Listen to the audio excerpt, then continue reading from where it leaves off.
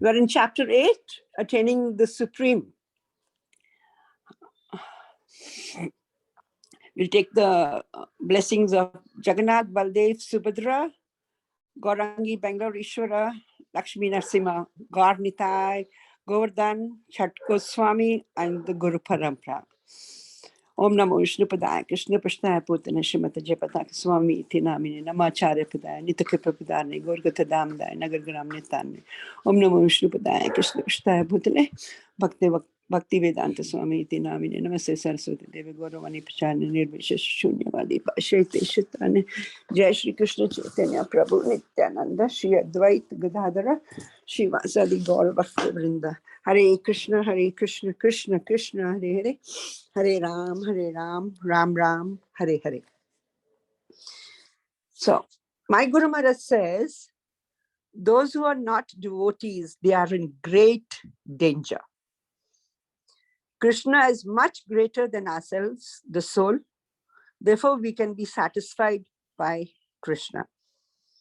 Before I come to the shloka, a little chit-chat. The average age of the class could be 50.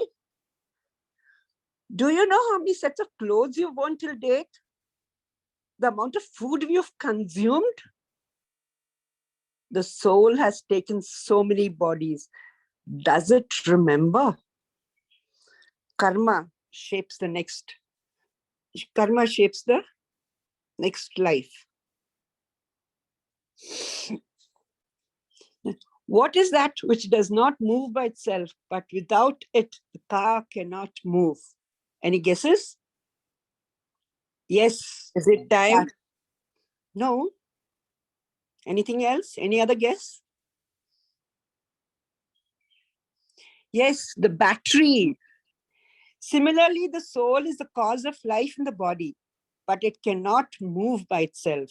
The Yamdutas or the Vishnu Dutas carries it to the destination, just like the wind carries aroma. If suppose we learn that we are going to die in 7 days by a snake bite, what is your reaction? What's your reaction? We will be for best behavior. Anything else? Fear. Shocked. Scattered. Yes. You got a whole lot of pending work. You're a lunatic. You're a bank of chaos. Maharaj Parikshit was cursed to death by a snake bite, by a snake bird. An unnatural death. Where does he go? For a common man, it is very difficult to remember things as they are at the time of death. But by the grace of the Lord and his bona fide devotees, the Supreme Master, one can get this opportunity without difficulty. And it was done in the case of Maharaja Parikshit. A self-surrendered devotee of the Lord is never afraid of any place or person, not even death. For him, nothing is important as the Supreme Lord. And thus, he gives equal importance to heaven and hell. He knows well that both heaven and hell are creations of the Lord. And similarly, life and death are different conditions of existence created by the Lord. But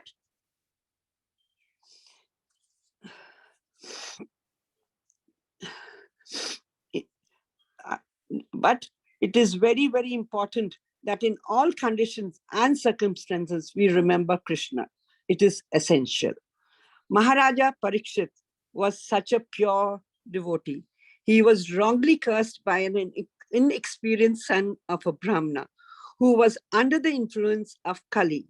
Maharaja Parikshit, by the grace of the Lord, received the mercy of such a personality as Sukdev Goswami and was able to know the actual position of the unconquerable Lord, which is difficult to know through the Vedic literature. So today we are in chapter 8 and the shloka is shloka number 27. Neti Suti Partha Janam Yogi Mukta Muhayate Kaschanaha Tashmat Sarveshu Kaleshu Yoga Yukta Bhava Arjuna. Although the devotee knows these two paths, O Arjuna, they are never bewildered. Therefore, be always fixed in devotion.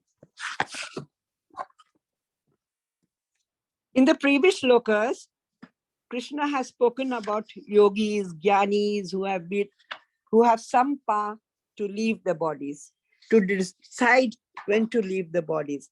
And if they leave the bodies in light, they go to the Brahma Jyoti. And if they have no control over the leaving the bodies, suppose they leave the body accidentally or by arrangement in the dark or smoke, the karmis have to come back to this planet.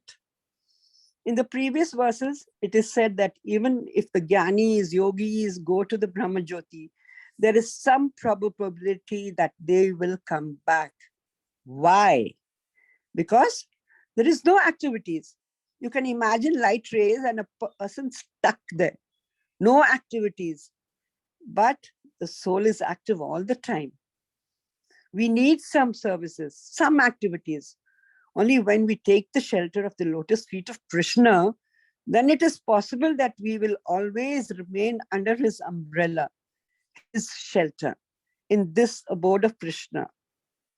We will not come back to this material world. A devotee knows all this, leaving the body in light, in smoke, but they are not bewildered. Krishna says, therefore, Arjuna, always remain fixed in devotion. In Bhagavad Gita 8.14, it is clearly stated that if a person who is totally engaged in the transcendental loving service of the Lord and who constantly remembers him in every step, easily obtains the mercy of the Lord by entering into his personal contact. Such devotees do not need to seek an opportune moment to leave the present body, but those who are mixed devotees, alloyed with fruitive action or empirical philosophical speculation, require an opportune moment for quitting the body. This has been explained in Bhagavad Gita, chapter 8, from verse number 23 to 26. In the battle of Kurukshetra was fought in the Dakshayan. Warriors facing Krishna and pierced by Arjuna arrow attained salvation. The Lord dismissed the duration of life of the opposite party by his merciful glance. It is said that all the fighters who assembled in the battle of Kurukshetra attained salvation by personally seeing the Lord at the time of death. They all passed in smoke. Therefore, his diminishing the duration of life of Arjuna's enemy does not mean that he was partial to the cause of Arjuna. Factually, he was merciful to the opposite party because they would not have attained salvation by dying at home in ordinary course of life. A chance to see the Lord at the time of death and thus attaining salvation from material life. The Lord is all good, and whatever he does is for everybody's good. The mystic yogi tries to concentrate upon the Supreme Soul by controlling the senses, and thus he attains samadhi. A devotee easily attains samadhi by constantly remembering the Lord's personal feature along with his holy name, fame, pastime.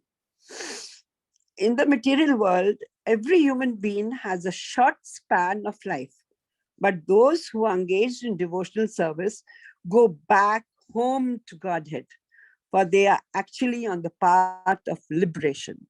For such person, there is nothing which is not available. It's the best end to which any human life can be put. When a living entity gives up the material covering, he remains the spirit soul. The spirit soul must enter the spiritual sky to merge into the Brahma effulgence. Unfortunately, unless the living entity has information of the spiritual world, there is 99.9% chances of his falling down again into the material existence. This Brahmajyoti is considered by impersonalists to be without variety, and Buddhists consider it to be void. In either case, there is none of the spiritual bliss which is enjoyed in Vaikuntha or Krishna Loka. In the absence of varieties of enjoyment, the spirit soul gradually feels an attraction to enjoy a life of bliss. He naturally falls down to material activities. The jnanis and the yogis can become factually liberated unless they become elevated to the position of devotees. The jnanis and the yogis without devotion may think themselves liberated, but actually their intelligence is not as pure as the devotee. They must rise to the Brahman realization. Let's peep into a life of a devotee. The devotee knows this. Maharaja Prithya, a yogi turned devotee. Maharaja Prithya realized Lord Krishna sitting in everyone's heart as Paramatma. He gave up all other practices of yoga and jnana system. He realized that devotional service to Krishna is the ultimate goal of life, and that unless the yogis and the jnanis become attracted to the Krishna Katha, narration of Krishna, the illusion concerning existence can never be dispelled. Actually, the perfection of life depends on one's inclination to hear about Krishna.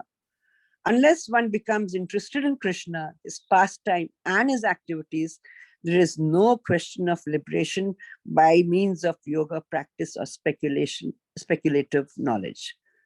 Maharaja Prithya worshipped Krishna even in the Satya Yuga. Having attained to the stage of devotion, Maharaja Prithya became uninterested in all practices of jnana and yoga and abandoned them. He went to the forest along with his wife to perform austerities. He practiced severe austerities, became steadfast in spiritual life, completely free from all desires for fruitive activities. He practiced breathing exercise to control his mind and senses. He practiced the pranayama yoga system, engaged in the service of the Supreme Personality of Godhead as advised by Saint Sanat Kumar. Maharaja Prithya understood that the end of life was near. He became jubilant and gave up his body on the Brahma Bhuta stage by practicing the yogic process. The yogic process practiced by Maharaja Prithya at this time of death accelerated the giving up of his body, which one is in sound health physically and mentally. If one can remember Krishna at the time of death, he is immediately transferred to Golok Vrindavan or Krishna Loka. Those who are practicing Krishna consciousness know that there is an examination which will be held at the time of death. According to a Bengali proverb, whatever spiritual progress one makes in life will be tested at the time of death. This desire was also expressed by King Kurukshetra. He prayed to Krishna to let him die immediately while he was in good health and while his mind was sound. When a man dies, he is generally overpowered by mucus and bile and thus chokes. It's difficult to vibrate sound while choking. It is simply Krishna's grace that one can chant Hare Krishna at the time of death. The process of quitting the body and getting another body is also organized. A man dies after it has been decided what form of body he will have in the next life. Higher authorities, not the living entity himself, makes this decision. According to our activities in this human life, we will either sink or rise. This life is a preparation for the next life. The jnanis, the yogis, and the self-realized can maximally reach till the gates of Vaikuntha. Only a devotee can enter into the Vaikuntha planet. Sanat Kumar, an impersonalist, was stopped at the gate, entered when he smelled Tulsi and became a devotee. Srila Prabhupada says, The human life is really achieved. And although temporary, like other bodies, it is meaningful because in human life, one can perform devotional service. Even the slightest amount of sincere devotional service can give one complete perfection. So, devotees, don't worry. Uttarayan or Dakshayan, it does not matter. May you rest in peace. You've heard it at the funeral, just there after people who die. Do they really rest in peace? Well, not really. The expression reflects a misunderstanding that the identity is a biological machine. We call our bodies, and in time, this machine will probably decompose in a coffin. Then there is another more accurate expression when people say, he is gone. This implies that the person was not the body, but something within the body that continues to live even after death. And then the third thing you've also heard is this: he has returned to his maker, which is most honest.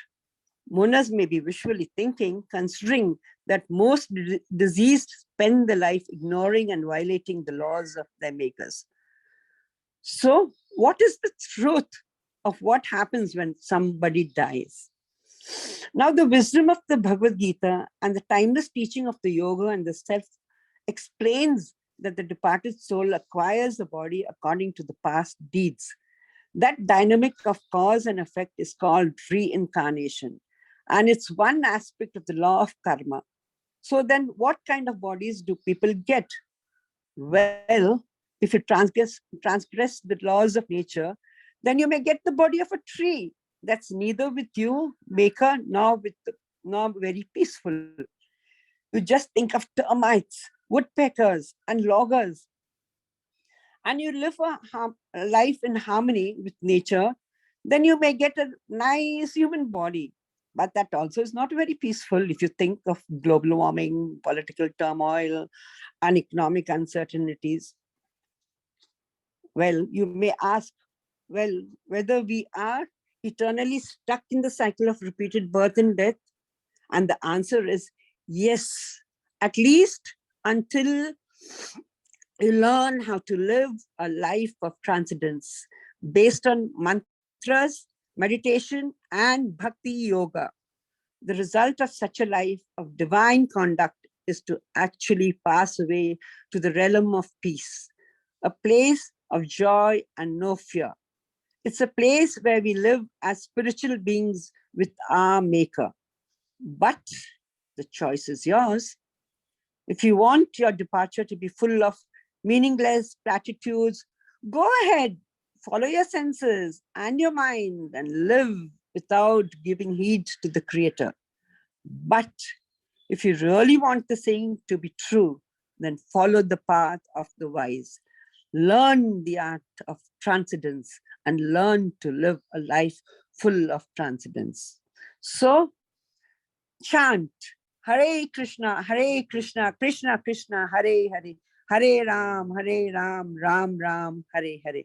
Because a spiritual life has its beginning in this spiritual sound vibration. Hare Krishna devotees, and thank you.